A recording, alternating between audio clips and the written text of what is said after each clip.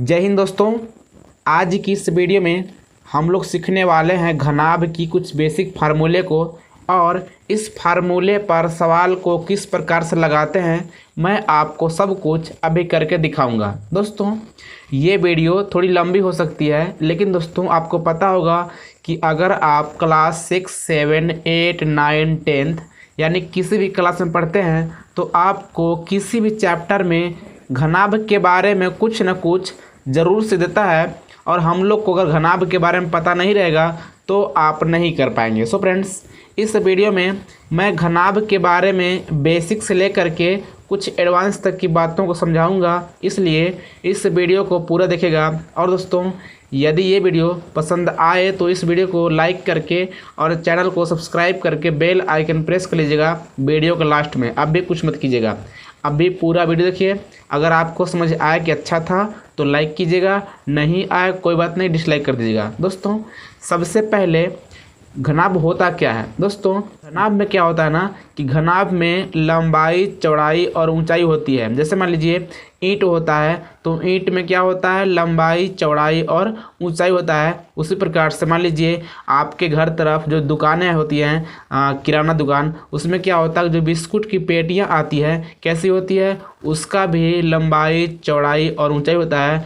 तो उस प्रकार की आकृति को घनाभ कहते हैं। अब दोस्तों घनाभ का पृष्ठीय क्षेत्रफल और घनाभ का पार्श्व पृष्ठीय क्षेत्रफल और घनाभ का आयतन क्या होता है इसके बारे में बात करेंगे। दोस्तों घनाभ का पृष्ठीय क्षेत्रफल के मतलब होता है कि घनाभ में कुल मिलाकर 6 ठो पृष्ठ होते हैं। कितने होते हैं? 6 ठो पृष्ठ होते हैं। जैसे कि एक ठो इधर है तो इतने लंबा चौड़ा एक ठो उधर भी होगा, और एक ठो ऊपर होता है, एक ठो नीचे होता है, एक ठो इधर और एक ठो इधर होगा। तो इस प्रकार से कुल मिलाकर इसमें 6 ठो पृष्ठ होते हैं। लेकिन दोस्तों जो 6 पृष्ठ है उन लोग का जो क्षेत्रफल होगा अलग अलग होगा, क्योंकि मान लीजिए इसका जितना होगा, यानी कि जो इस साइड है इस वाले पृष्ठ का जितना क्षेत्रफल होगा इसी क्षेत्रफल के बराबर उधर वाले का भी होगा, क्योंकि जितना लंबा चौड़ा ये वाला होगा उतना ही उधर वाला भी होता है। इस प्रकार से जितना ऊपर वाला होगा उतना ही नीचे का भी होगा, और जितना बगल वाला होता है उतना ही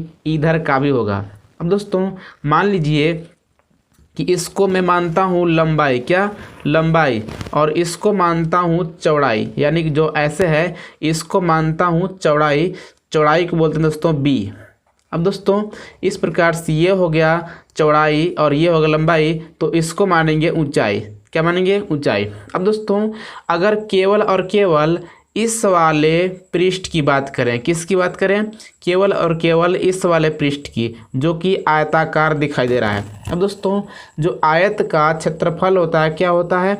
आयत का क्षेत्रफल होता है लंबाई गुणे चौड़ाई, यानी कि यहाँ पर लंबाई और चौड़ाई कितनी दोस्तों? चौड़ाई है यहाँ पर h, यानी कि हमने यहाँ पर इसको h माना है, तो ये जो ऊंचाई है ये घनाभ का न है। लेकिन इस आयत की बात करेंगे तो इस आयत के लिए ये जो ऊंचाई है चौड़ाई की काम करेगा। तो इस प्रकार से लंबाई गुणे चौड़ाई, यानी कि चौड़ाई के स्थान पे h है, तो ये वाला होगी दोस्तों लंबाई गुणे चौड़ाई। अब दोस्तों जितना ये वाला है सेम इसी साइज का इसके उस साइड होगा, जैसा कि आप समझ पा रहे होंगे। अब दोस्तों अगर 2 ठो है तो एक काम करते हैं, इसमें 2 से गुणा करते हैं ताकि दोनों का हो जाए। इसमें जोड़ते हैं अब ऊपर वाले का, यानी कि एक ठो ऊपर भी आयताकार होगा और इसी के बराबर एक ठो नीचे भी होगा। अब दोस्तों जो ऊपर वाला होगा, ऊपर वाला कितना होगा? ऊपर वाला ये लंबाई है और ये वाला चौड़ाई है। अब दोस्तों ये वाला चौड़ा जितना है उतना ही ये वाला भी होगा। तो इस प्रकार से हमने इसे माना है चौड़ाई, यानी कि ये वाला बी है। अब दोस्तों ये वाला लंबाई है, ये वाला चौड़ाई है, यानी कि इसका क्षेत्रफल हो जाएगा लंबाई गुणे चौड़ाई। अब दोस्तों जितना इस क्षेत्रफल इसका होगा उतना ही नीचे वाले का भी होगा। तो इस प्रकार से 2l भी हो गया। अब दोस्तों इसी प्रकार से एक ठो आयत बगल में होगा जो कि आपको दिखाई दे रहा है। अब दोस्तों जितना क्षेत्रफल इसका होगा उतना ही इसका भी होगा। तो इस प्रकार से इसका लंबाई कितना हो जाएगा? इसका लंबाई हो जाएगा, यानी कि इसको अगर लंबा मानेंगे तो इसका लंबाई b हो जाएगा, और चौड़ाई कौन हो जाएगा? चौड़ाई आपका जो ऊंचाई है ये वाला हो जाएगा। तो इस प्रकार से ये वाला भी 2 होता है, तो इस प्रकार से 2 से गुणा कराएंगे। अब दोस्तों करते क्या हैं कि सब में 2 है तो सब में 2 कम लेते हैं। अब दोस्तों जब सब में 2 कम लिए होंगे तो यहाँ पर आया होगा LB, यानी कि LB plus BH plus BH plus HL, यानी दोस्तों हमने थोड़ा सा इसको सीधा करके लिख लिया है। LB बचा होगा बीच में, लेकिन हमने लिख लिया पहले, और इस प्रकार से BH यहाँ है हमने लिख लिया सेकेंड में, और यहाँ पे HL है हमने लिख लिया लास्ट में। यानी कि ये फार्मूला आपको किताब में देखने को मिलती है। मैंने आपको बता दिया कि किस प्रकार से इस फार्मूले को प्राप्त किया गया है। अब दोस्तों ये क्या है, ये है घनाभ का पृष्ठीय क्षेत्रफल। क्या है? घनाभ का पृष्ठीय क्षेत्रफल। पृष्ठीय मतलब जो 6 पृष्ठ होता है सबका क्षेत्रफल क्या होगा, 2 कोष्ठ में LB plus BH plus HL। अब दोस्तों इसी प्रकार से एक होता है घनाभ का पार्श्व पृष्ठीय क्षेत्रफल। अब दोस्तों घनाभ के पार्श्व पृष्ठीय क्षेत्रफल के मतलब आप क्या समझते हैं? मान लीजिए आप कहीं दूर खड़े हैं और आपको एक ठो घनाभ कुछ इस प्रकार से टेबल पर रख के, और क्या करेगा कि इस घनाभ को ये वाला कुछ इस प्रकार से घुमाएगा। अगर मान लीजिए कुछ इस प्रकार से घुमाएगा तो आपको केवल ये वाला, ये वाला, ये वाला और ये वाला, यानी कि आपको केवल 4 फलक ही दिखाई देंगे, क्योंकि नीचे वाला टेबल के नीचे होगा और ये वाला ऊपर होगा। लेकिन आपको जैसे ही घुमाएगा तो ये वाला, ये वाला, ये वाला और ये वाला दिखाई देगा। दोस्तों पार्श्व पृष्ठीय क्षेत्रफल इसी को बोलते हैं। यानी कि अगर इसको कहीं पर रख के या तो कहीं लटका करके घुमाएगा तो आपको कितना दिखाई देगा, तो आप समझ सकते हैं कि आपको केवल ये वाला, ये वाला, ये वाला और ये वाला दिखाई देगा। अब दोस्तों अगर इसकी क्षेत्रफल की बात करें, यानी कि पार्श्व पृष्ठीय क्षेत्रफल, पार्श्व पृष्ठीय क्षेत्रफल, तो क्या होगा, अगर इसकी क्षेत्रफल की बात करेंगे तो इसका क्षेत्रफल हो जाएगा दोस्तों कितना होगा, LH, यानी कि लंबाई गुणे चौड़ाई LH। अब दोस्तों ये वाला 2 होगा, यानी कि जितना ये वाला उतना ही उधर वाला भी होगा, तो इस प्रकार से इसमें 2 से गुणा कराते हैं। अब दोस्तों इसी प्रकार से एक ठो ये वाला दिखाई दिया होगा, यानी कि इसका हो जाएगा B और H, यानी कि B और H। अब दोस्तों इस प्रकार से क्या हो जाएगा, यहाँ पर आप देख सकते हैं कि ये वाला कॉमन लेंगे 2 का, तो कुल मिला के हो जाएगा LH प्लस BH। इस प्रकार से ये आपका पार्श्व पृष्ठीय क्षेत्रफल हो जाएगा। दोस्तों उम्मीद करता हूँ कि आप अभी तक घनाभ का पृष्ठीय क्षेत्रफल और घनाभ का पार्श्व पृष्ठीय क्षेत्रफल के बारे में समझ गए होंगे।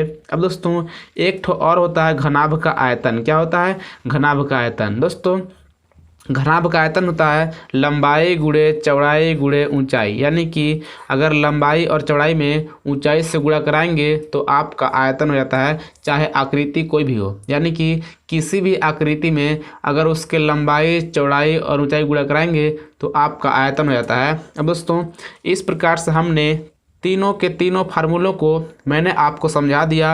उम्मीद है कि आप समझ गए होंगे। इसी प्रकार से चलिए हल करते हैं, यानी कि यहाँ पर पहला सवाल को, यहाँ पहला सवाल है घनाभ का पृष्ठीय क्षेत्रफल। दोस्तों यहाँ पर हमने लंबाई 8, चौड़ाई यहाँ पर 4 सेंटीमीटर जो कि दिखाई नहीं दे रहा है, और दोस्तों इसी प्रकार से जो ऊंचाई है यहाँ पर हमने 5 सेंटीमीटर मान रखा है। अब दोस्तों मैं आपको निकाल के दिखाता हूँ घनाभ का पृष्ठीय क्षेत्रफल। यानी कि आपको पता है कि घनाभ का पृष्ठीय क्षेत्रफल, दोस्तों घनाभ के पृष्ठीय क्षेत्रफल का सूत्र होता है 2 कोष्ठ में LB BH प्लस HL, यानी कि 2 अपने स्थान पे, L का मान 8 है, B का मान 4 है, और दोस्तों प्लस ये वाला B का मान 4 है और H का मान 5 है जो कि ऊंचाई है, हमने यहाँ पे लिख रखा है। और दोस्तों H का मान कितना है, 5 है, और L का मान 8 है।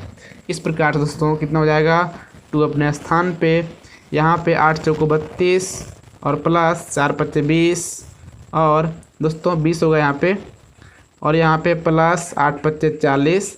अब दोस्तों क्या होगा, यहाँ पर जोड़ लेंगे तो हो जाएगा 40 और 20 60, 60 और 32 हो जाएगा 92, यानी कि 2 गुणा 92।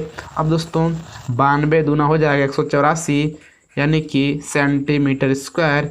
ये आपका हो जाएगा घनाभ का पार्श्व पृष्ठीय क्षेत्रफल। दोस्तों उम्मीद करता हूँ कि आपको पूरा सवाल और पूरी कंसेप्ट और जो पूरा रूल होता है आपको बहुत ही आसान भाषा में समझ में आ गई है।